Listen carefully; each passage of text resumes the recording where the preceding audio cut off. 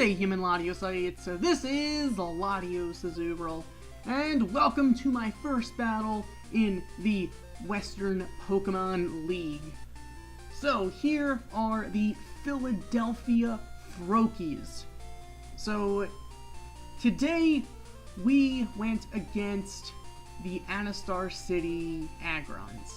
So the Philadelphia Froakies this season contains Cresselia, Tapu Bulu, Cinccino, Espeon, Volcanion, Ditto, Lapras, Diancie, Smeargle, Slurpuff, and Mega Aerodactyl. So, in this battle, the Gardevoir is pre-Mega Evolved. Doesn't make that big a difference overall, but just due to a weird technicality. So, this team is, things don't quite go over as well as I kind of expected, because walking in, I completely forgot the fact that Kyurem has access to Iron Head. That will affect things quite greatly. Now, trying to run something new, as in Tapu Bulu, was definitely something cool, because it's a Pokemon that I haven't finished playing Pokemon Sun and Moon yet, so I've yet to face this thing. It's a really cool Pokemon, though it's not going to get as well of a chance to shine as you're going to see. So I am going to be leading off with the Diancie, while my opponent's going to lead off with the Black Kyurem. So let's actually do this. So, yes, OP Jellison is going to be leading off with the Black Kyurem, and I, being foolish and not going to foresee the Iron Head coming, which is going to one-shot my Diancie. Volcanion's not going to take a hit. I'm just going for the Steam Eruption, hoping for a burn so I can at least live another hit. That's not going to happen. So my Volcanion's actually just going to go down. So yes, 2-hit KO with the Dragon Claw. So now predicting the switch into the Gourgeist, I actually did go for a Rock Blast. But it's not going to do all that much, so I kind of know Will-O-Wisp is coming, so I'm just going to go into Espeon to burn that thing. So Magic Balance is kind of useful in that respect. So, he's actually just going to go into Entei at this point. I'm just going to go for a Shadow Ball, expecting, well, just because the safest move I could have. So, it's going to go for the Sacred Fire and get the burn.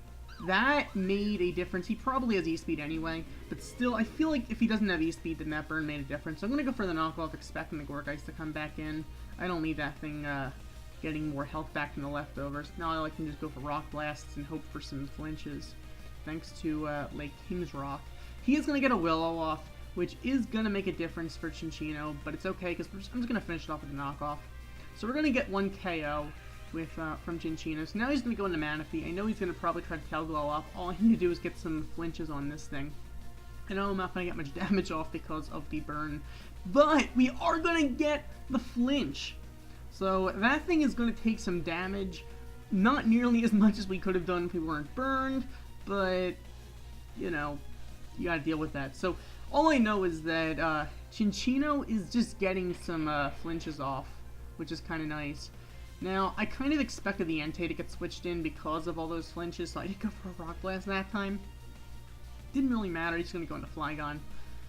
So I'm just going to go for Bullet Seeds again, because I figure as long as I can land a hit, it's better than missing, since my luck Rock Blast would probably miss. So I'm going to get some flinches, which is really nice. Of course, you know, you hit 5 times with the King's Rock, decent chance of a flinch. Not quite as great as Serene Grace, but I'll still, considering the fact that we don't normally get flinches from Bullet Seed, it's kind of nice. So the Flygon is going to set up the Dragonance, go for the EQ, which is going to take down Cinccino, obviously. So I'm just going to go into Crest, because something needs to live the hit. I kind of expected the EQ, even though I guess Tapu Bulu probably would have been a better pick for that, but I figured Crest can live some hits. However, that Gardevoir is going to taunt me up, which is going to make a huge difference. At this point, it's pretty much GG.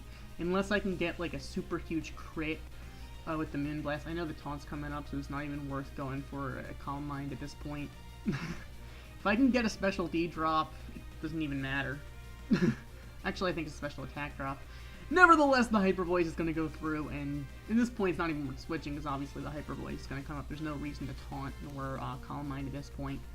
You have a, I am going to get the special attack drop before, but it doesn't really matter. Hyper Voice. Then take down Tapu Boo, and that's going to be game. So, the first move pretty much decided the game right off the bat. If I knew about the Iron Head on Kyurem, I probably would have led off with Volcanion. If I could have gotten a burn on that thing, this would have been a completely different game.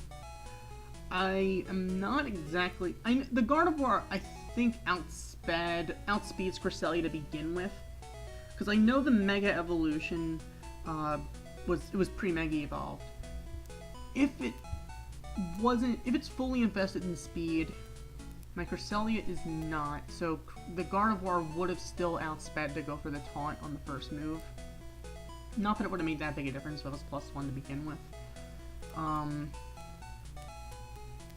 But losing Diancie on the first move when I was trying to set up a Reflect definitely did make a huge difference on this team. If I would have led off with, even with Cinccino, if I could have just gotten some Rock Blast off, if I could have gotten some flinches on the Black Kyurem, that would have made a difference. As far as the Gourgeist goes, I know I could have gotten the Willow on me really easily, and that would have prevented Cinccino from really doing too much, because you can't get a flinch every single turn, although I did get quite a few flinches.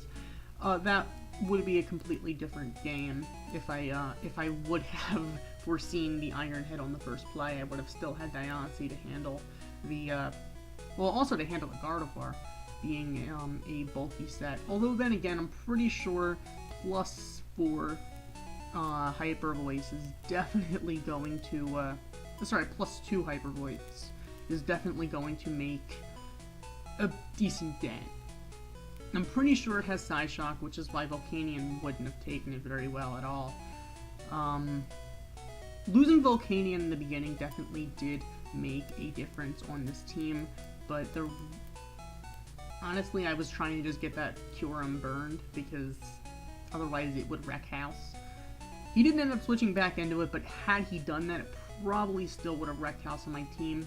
If I could have taken down the Entei with Espeon, I might have, Espeon might have lived a hit and been able to, although then again, because the Gardevoir was pre-Mega Evolved, it would have been able to take down my Espeon with a Hyper Voice before I could land a Shadow Ball. Had it not been pre-Mega Evolved, I could have landed a Shadow Ball on it to begin with, which would have done some damage, to which Cress might have done some damage to Gardevoir. So that burn definitely did make a difference. I'm not saying that necessarily made or broke the battle, but that definitely did have a decent impact on the battle. Though Sacred Fire does have a decent chance for burn, so, you know, you're gonna have to expect that kind of thing to happen. So, other than those flinches, which, I mean, I was already burned, the hacks just wasn't really happening. Although then again, I don't recommend hoping for hacks ever.